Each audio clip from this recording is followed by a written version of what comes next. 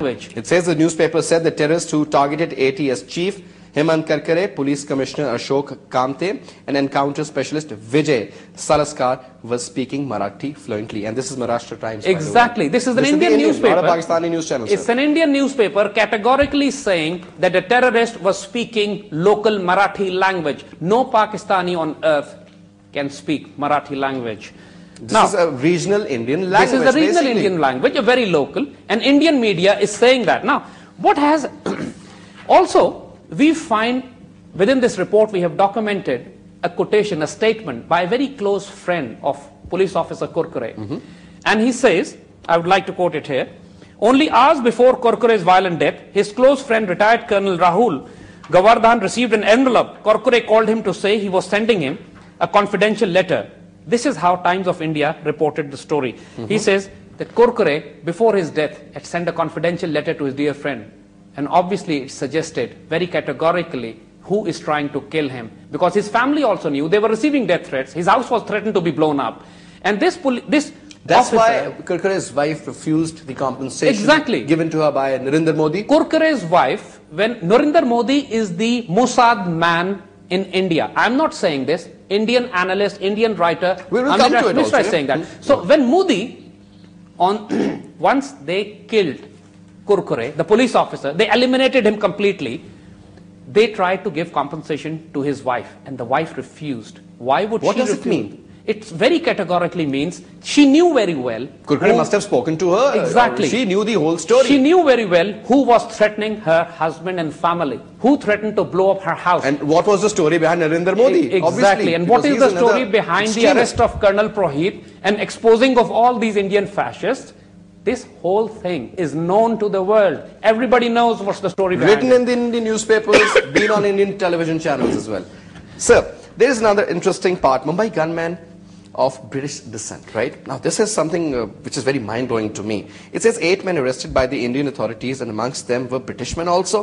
Why this information has been suppressed? You see, this is very interesting because RAW, Research and Analysis Wing, and Mossad are trying to fix up some kind of evidence against Pakistan. But in the heat of the moment, lots of information came out because naturally the media was there, lots of people were speaking. Even the ministers, the eyewitnesses were trying to do too many things too quickly. They were trying to do too many things too quickly. Primarily, they wanted to create a 9/11, but idiots as they are, they could not handle it properly.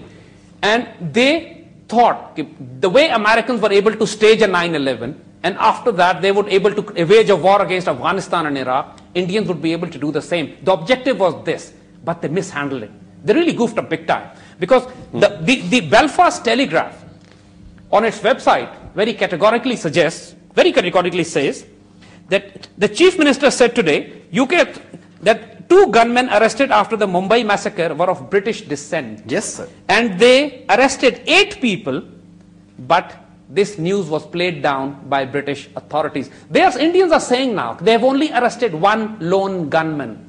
But in the heat of the moment, their minister acknowledged to the British Telegraph that they have captured 8 people. 8 people. And they were from various nationalities. They carried American passports, British passports, Mauritian passports, and Malaysian passports. And this is, I'm not saying this, the British media and the Indian media is saying this. And they've accepted this basically. They have accepted this now. Oh, yes, sir. And now, there comes the Mumbai photographer. Okay. So-called these guys containing all the Pakistani products, starting from the pickles to the matchbox to the flour, I don't know what for, making bread maybe, or the funniest was the floor mopper, and so forth. Anyway, it says, there was this photographer, it says, Mumbai photographer, I wish I had a gun, not a camera. Armed police would not fire back. It says Jeremy Taylor talks to the photographer whose picture went around the world.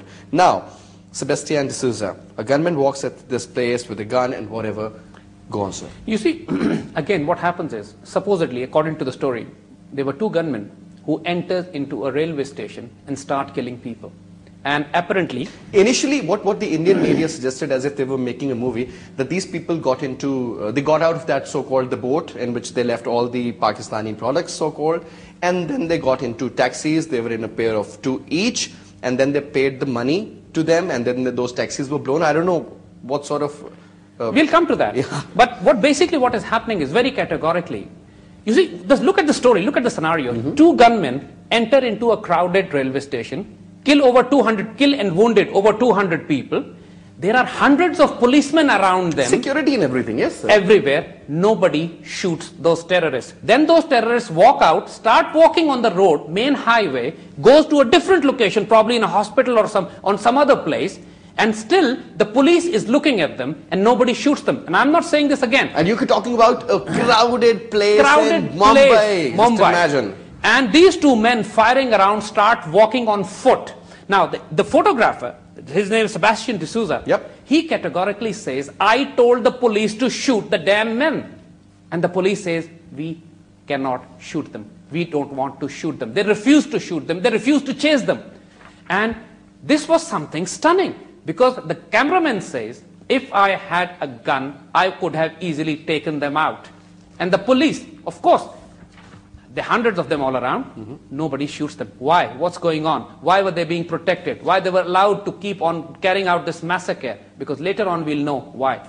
So 10 words a Pakistani would never say, because we have to make our viewers understand, especially those who are watching us abroad and who do not understand the regional languages of India and Pakistani. There are certain words which was recorded in that conversation.